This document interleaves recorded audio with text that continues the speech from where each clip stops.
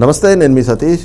మద్యం కుంభకోణం కేసులో చెవిరెడ్డి భాస్కర్ రెడ్డి అరెస్ట్ అనేటువంటిది ఏపీ రాజకీయాల్లో ఒక సంచలనం అనే చెప్పుకోవాలి. అయితే నిన్న బెంగళూరు ఎయిర్పోర్ట్ పోలీసులు ఆయన్ని అరెస్ట్ చేశారు. అనంతరం నిన్న రాత్రి ఆంధ్రప్రదేశ్ పోలీసులు ఆయన్ని అదుపులోకి తీసుకున్నారు. అయితే ఎయిర్పోర్ట్ పోలీసుల అదుపులో ఉన్నటువంటి భాస్కర్ రెడ్డి ఒక ఆడియోని రిలీజ్ చేయడం, అది కూడా పెద్ద ఎత్తున చర్చనీయాంశంగా మారింది. మరి ఆ ఆడియోలో ఆయన ప్రస్తావించినటువంటి పేర్లు కూడా అనేక అనుమానాలకి దారితీస్తున్నటువంటి పరిస్థితి. మరి మద్యం కుంభకోణం కేసులో తలెత్తున్నటువంటి అనుమానాలు ఏ విధంగా చూడాలి అనేటువంటి అంశాలు మనతో విశ్లేషించేందుకు సీనియర్ జర్నలిస్ట్ డివిఎస్ గారు ఉన్నారు. సార్ నమస్తే. నమస్తే సార్, మద్యం కుంభకోణం కేసులో చెవిరెడ్డి అరెస్ట్ అనేటువంటిది మాత్రం ఒక ఊహించని పరిణామంగానే చెప్పుకోవాలి. అయితే నిన్న ఆయన అరెస్ట్ చేశాక బెంగళూరు ఎయిర్పోర్ట్ పోలీసుల అదుపులో ఉన్న ఆయన ఒక ఆడియోని రికార్డ్ చేసి దాన్ని బయట తమ పార్టీ శ్రేణులకు రిలీజ్ చేయడం, మరి అందులో కూడా ప్రధానంగా KNR sir, Ram Prasad sir అంటూ 2 పేర్లు ప్రస్తావించటం. మరి ఈ మద్యం కుంభకోణం కేసులో నెక్స్ట్ సిట్ అధికారుల అనుమానాలు అటువైపు వెళ్తాయా, వాళ్ళు అరెస్టు కూడా ఉంటుందా? మరి కేఎన్ఆర్ అంటే నాగేశ్వర్ రెడ్డి అని జగన్మోహన్ రెడ్డి గారి పిఏ అనేది కూడా వింటా ఉన్నాం. ఇక రామ్ ప్రసాద్ అనేటువంటి వ్యక్తి కూడా మరి జగన్మోహన్ రెడ్డికి అత్యంత సన్నిహితుడు. మరి ఈ ముడుపుల వ్యవహారంలో చెవిరెడ్డి భాస్కర్ రెడ్డి పాత్ర, మిథున్ రెడ్డి పాత్ర, వీళ్ళందరి దగ్గర నుంచి నేరుగా జగన్కి కాకుండా కేఎన్ఆర్ దగ్గరికి, రామ్ ప్రసాద్ సార్ దగ్గరికి వెళ్ళినాయా అనేటువంటి ప్రశ్నలు కూడా ఉత్పన్నమవుతూ ఉన్నాయి. అసలు ఎలా చూడాలి సార్ అసలు ఈ ఓవరాల్ పరిణామాలు? అంటే భాస్కర్ రెడ్డి అరెస్టు, ఆయన విజయవాడ తీసుకొస్తున్నారు, అక్కడ బెంగళూరు ఎయిర్పోర్ట్ స్టేషన్లో ఉంచారు.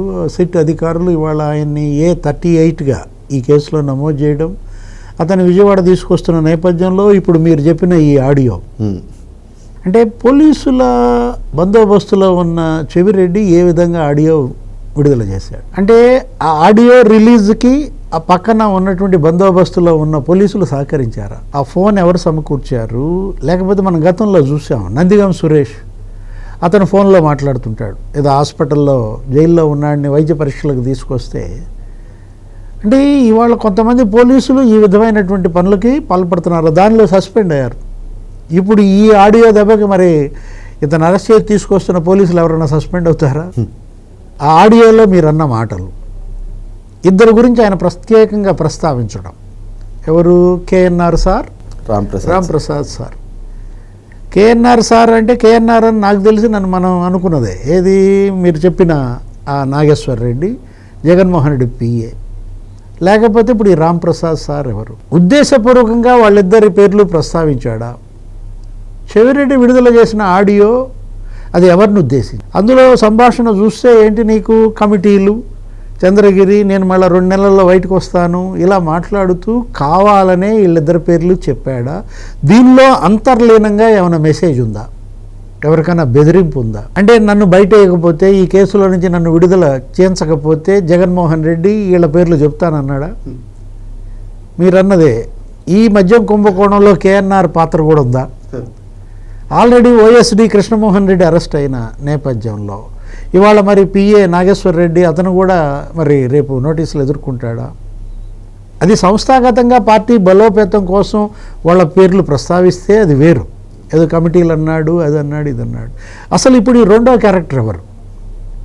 రామ్ ప్రసాద్ సార్ అని కూడా అన్నాడు. అంటే చెవిరెడ్డి చేతే సార్ అని పిలిపించుకున్నారంటే వాళ్ళు పై స్థాయి, ఎందుకంటే చెవిరెడ్డే పై స్థాయి కదా. మరి అంత పై స్థాయిలో ఉన్న చెవిరెడ్డే వీళ్ళని సార్ అన్నాడంటే మరి కేఎన్ఆర్ అంటే మనం అదనుకున్నాం, ఆయన పిఏ నాగేశ్వర రెడ్డి అయ్యి ఉండొచ్చు అని. ఇప్పుడు ఇతను ఎవరు? రామ్ ప్రసాద్. నాకు అతని పేరు రామ్ కుమార్ రెడ్డి, ఎవరు? నేదురుమల్లి కొడుకు రామ్ కుమార్ రెడ్డి అక్కడ మన ఎంపీగా కూడా కంటెస్ట్ చేయాలని చూసిన పరిస్థితి అతను అయి ఉండదు. ఇప్పుడు అందరి దృష్టి ఈ 2 పేర్ల మీద. ఏది? చెవిరెడ్డి మరి ఆ 2 పేర్లు కావాలని చెప్పాడా, ఏదన్నా దురుద్దేశంతో చెప్పాడా? ఇవాళ సిట్ మరి ఆ దిశగా కూడా దర్యాప్తు చేస్తుందా? చెవిరెడ్డి ఏమంటాడు, తను భక్తుడిని అంటున్నాడు, 7 కొండల వాడే చూసుకుంటాడు అంటున్నాడు, లేకపోతే బ్లెస్సింగ్స్ తనకే పాపం తెలియదని ఆయన మాట్లాడే విధానం. 6 జిల్లాలకు అతను ఇన్ఛార్జ్. సిట్ ఏమంటుంది, ఒక 250 కోట్ల నుంచి 300 కోట్లు వీళ్ళు ట్రాన్స్పోర్ట్ చేశారంటున్నారు మద్యం డబ్బులు. అంత తక్కువ అమౌంట్ అయి ఉండదు. 6 జిల్లాలంటే నాకు తెలిసి మరి ఒక 8-9 నియోజకవర్గాలు ఉంటాయి పార్లమెంట్. ఒక పార్లమెంటుకు 100-150 కోట్లు వేసుకున్నా నీకెంతది 1000 కోట్లు. ఒక్క చెవిరెడ్డి ద్వారా మద్యం సొమ్ము 1000 కోట్లు ఓట్ల కొనుగోళ్లకు వాడితే మిగతా 5 సమన్వయకర్తలు సజ్జల రామకృష్ణారెడ్డి మినిమం 1000 కోట్లు కాదు, ఇంకెక్కువే ఉండాలిగా ఆయన దగ్గర. లేకపోతే అయోధ్య రామిరెడ్డి, ఆయన అసలు బిగ్ షాట్. ఏది అయోధ్య రామిరెడ్డి. నెక్స్ట్ పెద్దిరెడ్డి మిథున్ రెడ్డి, అసలు ఎవరిని కదిలించినా బిగ్ షాటే, చిన్న షాట్ ఏది లేదు. అసలు పిఠాపురం మొత్తం ఆయనకి అప్పచెప్పారు, ఉమ్మడి గోదావరి జిల్లాలు కూడా ఆయనకి అప్పచెప్పారు. ఇప్పుడు పెద్దిరెడ్డి మిథున్ రెడ్డి మరి ఓట్ల కొనుగోళ్లకు మద్యం డబ్బు ఎంత వాడాడు? ఎందుకంటే ఆయన A4 ఈ కేసులో. అసలు ఆయన రేపో మాపో అరెస్ట్ అంటున్నారు, ఏదో బెయిల్ కూడా ఇవాళ రేపో తెలుసు హైకోర్టు. ఇప్పుడు తర్వాత ఎవరు? అతను వైవి సుబ్బారెడ్డి, ఉత్తరాంధ్ర ఇన్ఛార్జ్. ఆయన ఎంత ఓట్ల కొనుగోళ్ళకి ఖర్చు పెట్టాడు? ఈ మద్యం డబ్బు ఎంత? అంటే కనీసం ఒక 8 నుంచి 10,000 కోట్లు వీళ్ళు ఓట్ల కొనుగోళ్ళకే ఖర్చు పెట్టారు. ఇది కొత్త యాంగిల్, ఇది ఇప్పటిదాకా మీడియాకి తెలియదు. సిట్టు మరి ఆ దిశగా ఆలోచన రాలేదు. మనం ఏమనుకున్నాం, బంగారం కొన్నారు అన్నారు, లేకపోతే సినిమాలు తీశారన్నారు, లేకపోతే ఏదో రియల్ ఎస్టేట్లో పెట్టారు, హాస్పిటల్స్లో కూడా పెట్టారు, సినిమాల్లో మనీ లాండరింగ్ అన్నాడు. కృష్ణదేవరాయలు అయితే అసలు విదేశాలకు వెళ్ళిపోయింది 4,000 కోట్లు అన్నారు. వాళ్ళు వేరు, వాళ్ళు సునీల్ రెడ్డి, అనిల్ రెడ్డి పేర్లు వినపడ్డాయి. అసలు వాళ్ళిద్దరిని ఇంతవరకు మరి సిట్ ఎందుకని పట్టించుకోలేదో తెలియదు. ఈడీ అన్నా మరి వాళ్ళిద్దరిని పట్టుకుంటుందా, విచారణ చేస్తుందో చూడాలి.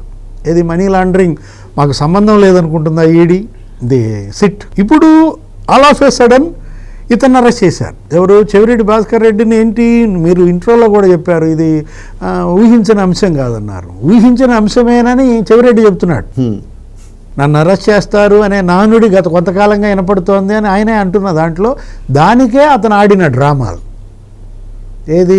ప్రెస్ మీట్ పెట్టాడు, నన్ను మించిన భక్తుడు లేడు, అసలు నేను తొడాలో అసలు నేను చేసినంత పారదర్శకంగా ఎవరు చేయలేదు, అసలు నేను మామూలుగా స్వర్గాన్ని సృష్టించానంటాడు చంద్రగిరి నియోజకవర్గంలో. లేకపోతే ఆయన ఏంటి ఇప్పుడు ఆ ఒక్క ఇష్యూలో చెవిరెడ్డి భాస్కర్ రెడ్డి ఆడిన డ్రామాల్లో మదన్ రెడ్డి డ్రామా అది పీక్.